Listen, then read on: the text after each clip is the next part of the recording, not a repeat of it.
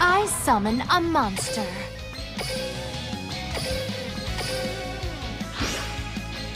A cold flame envelops the world. Black flower bloom.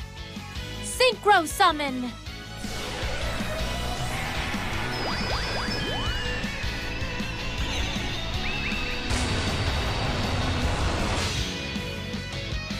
Come forth, Black Rose Dragon! What? Where's the line?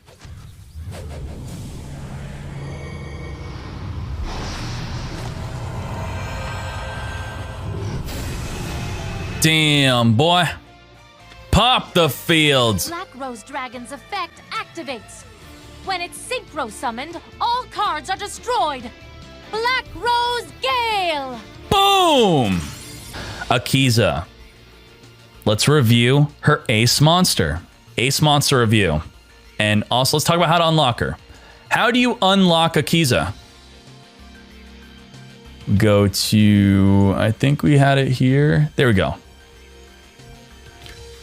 Once you reach Stage 6 in Yu-Gi-Oh! 5Ds, Akiza will unlock. All right. Good stuff. Let's move on to her Ace card. Black Rose Dragon. This card is incredible. This card, it's really going to compete with Stardust Dragon for being the best synchro. If anything, I would potentially say that this is better than playing Stardust Dragon. At least the Stardust Dragon skill. If you want to compare Black Rose Dragon and Stardust itself, it's really back and forth, but the skill, since the other skill just provides junk synchron, this is the only way to access Black Rose Dragon. Stardust is in a box, so you could have Stardust and play Black Rose if you use this skill. So Black Rose Dragon, what does it do? It's a level 7. It doesn't have any special requirements. You don't have to use plants or dragons or any of that. Just create level 7 with a tuner and one or more non-tuners. On Synchro Summon, you could choose to destroy all cards on the field. Once per turn, you could banish a plant-type monster from your graveyard, then target a defense position monster. Flip it to attack. If you do, its attack becomes 0. So the main effect is blowing up the whole field. If your opponent commits and you have a way to blow up the whole field, I would think it's pretty easy. As we know it, because of Vampire Domain and being able to summon Retainer and Familiars, I hate to keep going back to Vampires. They just seem like such a good deck to synchro with. But I would think about blowing up the field, then play Domain, or just do my summons afterward. So that's something with that. Black Rose Dragon, great card. Top tier card. Has been played throughout the entire synchro era. Okay, next up. And it does destroy itself. It destroys itself. Okay, how to farm her. If you want to farm Akiza, you want to farm using this deck. It's pretty much the same as Crow, if I remember correctly. So write down that YouTube URL if you want to check that out to actually see it in action. With Akiza, there's 2 potentially good cards. And I'm just going to talk about them because I did a full review on it on YouTube. You can check that out. So I'm not going to bore you guys. Dark Verger.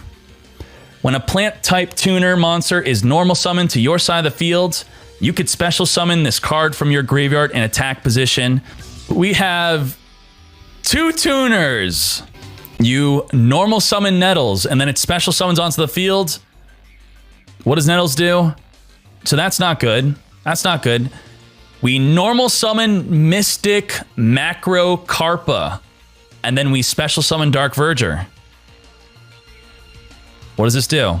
Cannot be used as a synchro material monster except for the synchro summon of an Earth monster. You could target one Earth monster on the field, reduce its level by 1. You could use this effect up to twice per turn. Oh my god.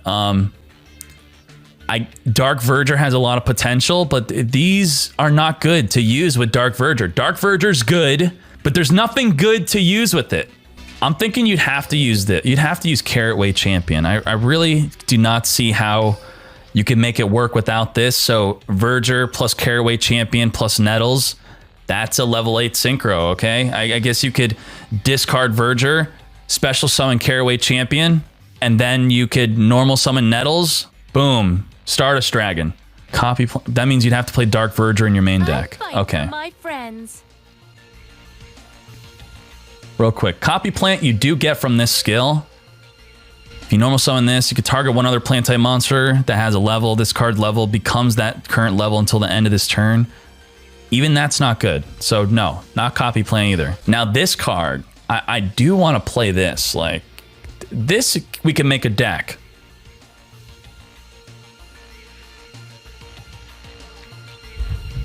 Rosaria, the Stately Fallen Angel, cannot be normal summon / set. Must first be special summoned from your hand by banishing 2 level 7 or higher plant type monsters, 1 from your hand and 1 from the grave. Once per turn, you can negate the effects of all other face-up cards currently on the field until the end of this turn. And it's 2,900. So obviously, you would play 3 of this, and then I think you would play Rose Lover. So Rose Lover would be good in this deck for the other monsters you're playing. Maybe you play Sylvans with this. Sylvans, Rosaria, but it would just be Hermtree. Is that enough to play 3 and 3? Maybe. Tayala? No. Yeah, so maybe a Sylvan deck with this. Level up skills. Is it worth leveling her up? If this card is added from your deck to your hand by a card effect, you could special summon this card. This is the plant tuner that we were talking about earlier. Not good.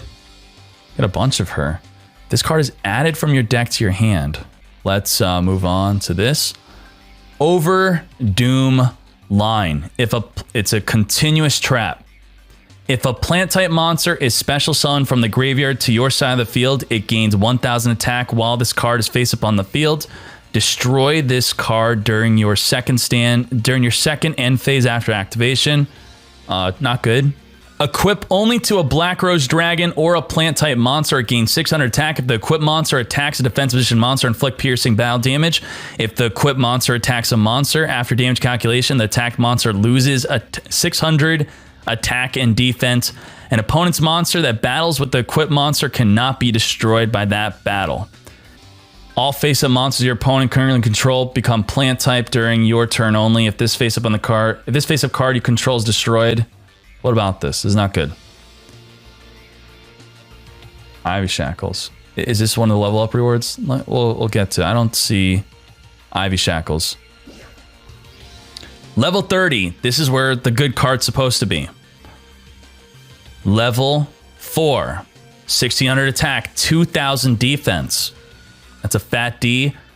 Fat attack with, I mean, it's a pretty high attack for having 2,000 defense. This card gains 300 attack for each plant type monster you control. Damn, it's 1,900 attack with 2,000 defense. Control of this card cannot switch, so you can't econ take. So it's just a generic 1,900 that can't be econ taken with a fat 2,000 defense. In a meta where Gazuki and Samurai Skull are quite popular at 2,200 attack, this is not so great in that aspect. Also, you know, Wiz and defense, 200 defense. Having 1,900 attack against Amazons doesn't really mean much. So, can't really say good things about this. So, the level up rewards, I'd say she's not, so far, not worth leveling up. I'm looking for her specific skills. She has 2 specific skills. Begin the duel with a Dark Verger in your graveyard. This is something to look out for in the future. In the future, not good right now, but has potential. Has potential. Because it's special summons. We already talked about this card. Now, Mark of the Dragon Foot. Copy Plant is not so good. But Black Rose Dragon is very good, and it's the only way to have access to Black Rose Dragon. You can't make Black Rose. If it's a 2, now you make a 4. If it's a 3, you make a 6. It's a 4, you make a 8. You make anything but a Black Rose Dragon with Copy Plant if you use its effects, unless you have another non-tuner with it. This skill is just for adding Black Rose Dragon, and for that, I mean, that's pretty good, but I don't know. It's literally just for the access to that, and it is a good card. So my overall review of Akiza, her skill is just for adding Black Rose. Black Rose is a great card, and this has potential. This has future potential. So I'm very interested to try something with this. It's going to depend on how easy it is to summon this.